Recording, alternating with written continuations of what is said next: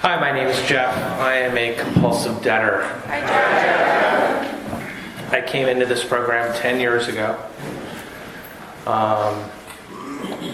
at what I thought was my bottom. First I wanted to say thank you to Katya for asking me to speak, and to my sponsors and my sponsees.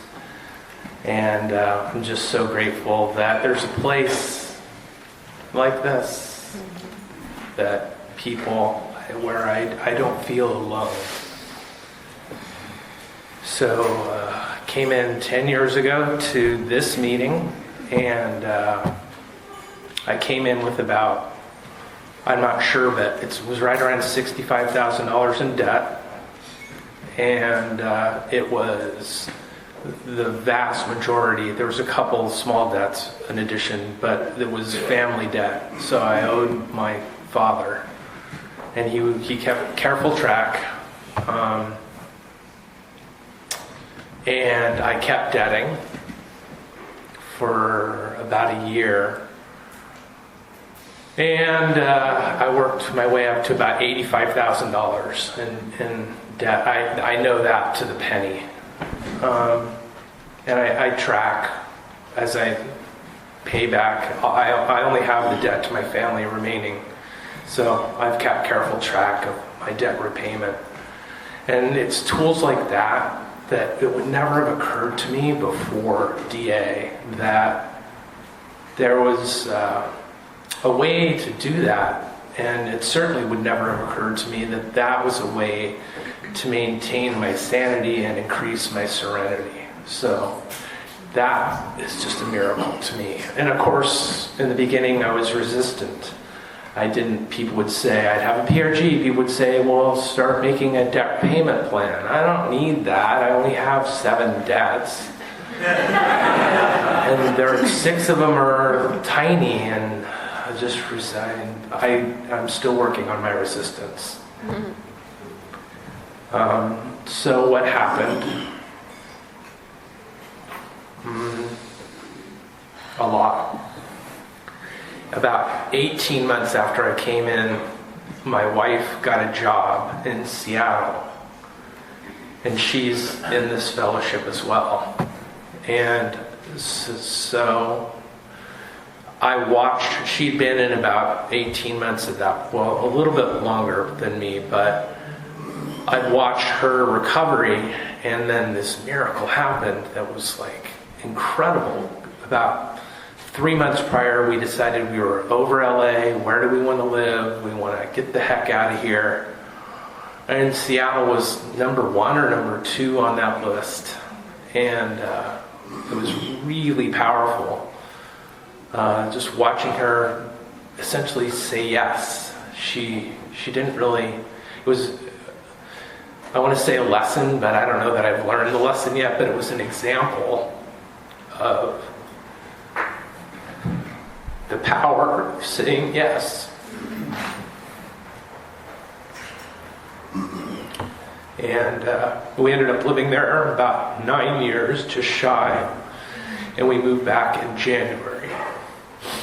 Now, I didn't want to move back because I'm resistant.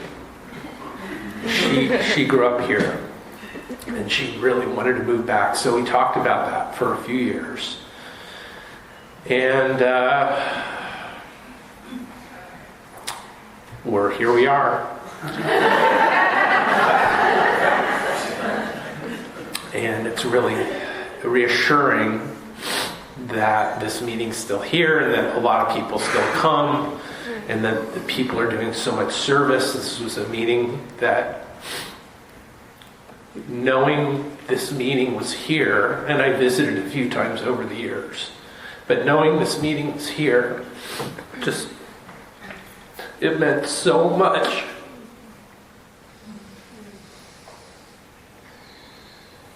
It meant so much. And it was always a joy to come back. Thank you, Mindy, for the tissues.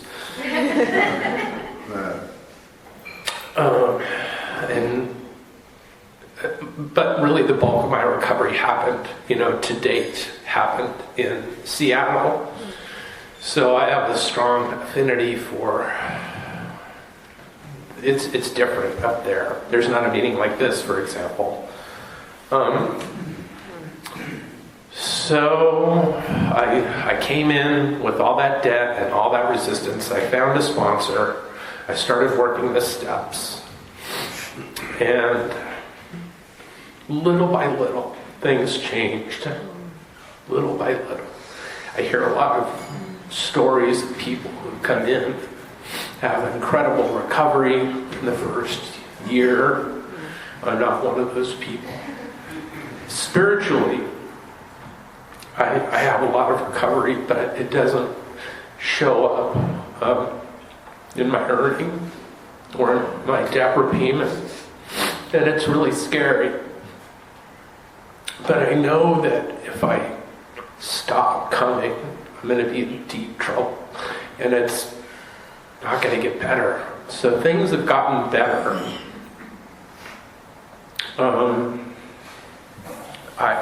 I've identified my personal relationship to debt.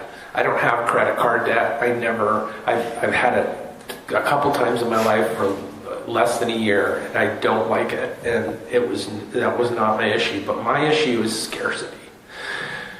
I think there's not enough. I thought when I came in, I believed that there was a God, and that God looked out for people, but not me, because there wasn't enough God. There wasn't enough to go around. And I was at the bottom of the list, and it doesn't feel like that anymore.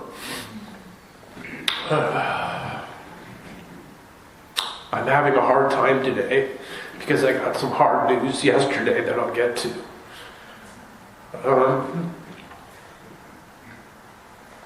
So,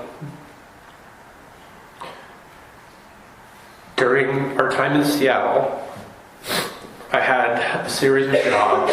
Little by little, I earned more. I started paying down my debt. I did my step work. It took me 8 years to work my way, 8 years and 3 sponsors, to work my way through the steps. And I'm really glad I did. But it's what I can carry to my sponsees. My sponsees let me give my experience, strength, and hope away. And if I don't do that, if I don't sponsor people, then essentially I'm not taking care of myself. And I'm reminding myself that there's not enough time, because there's not enough time to sponsor. There's not enough energy or whatever. But none of that's true. And sponsees are a powerful reminder for me that there's enough. So in the course of deciding to move back to Los Angeles, once we committed, there was a lot to do. There was a series of miracles. When we got to Seattle, we had no assets. Now we have a house. We have investment accounts. We have a lot of things that, if it was just up to me, we wouldn't have those things. So another thing I've learned is that unless I keep coming back, I will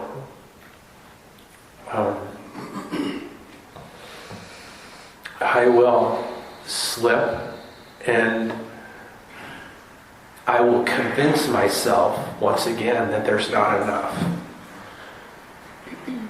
And in spite of the fact I know that's a lie, I really, really want to believe it. So, what it's like now.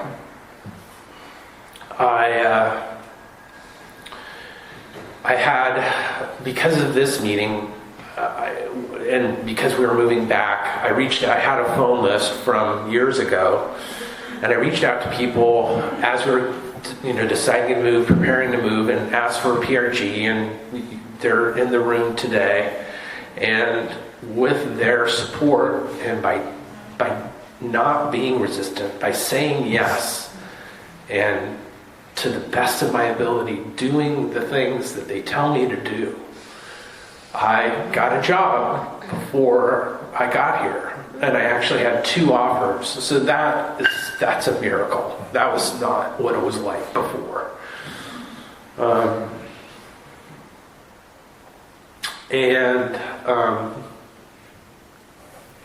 There was a 3rd offer that essentially, I don't need to go into that story, but so I accepted one of the offers. So I showed up with a job. I started, 3 or 4 or 5 days after we moved, and I got let go yesterday.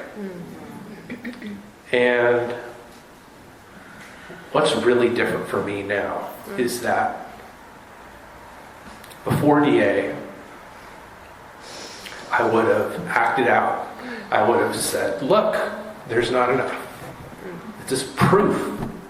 This is proof that God doesn't have time for me.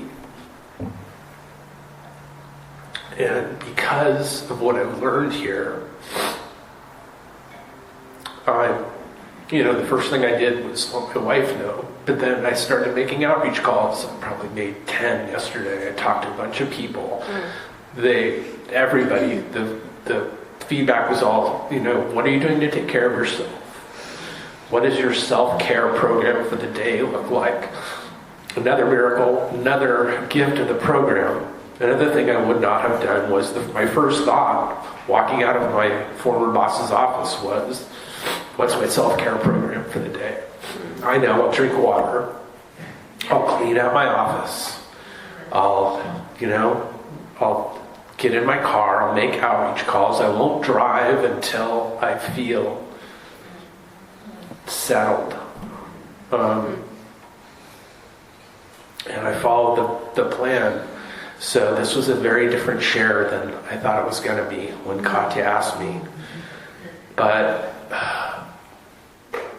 thank you all for what you've given me. And I'm going to do my best to keep giving it away. Thanks.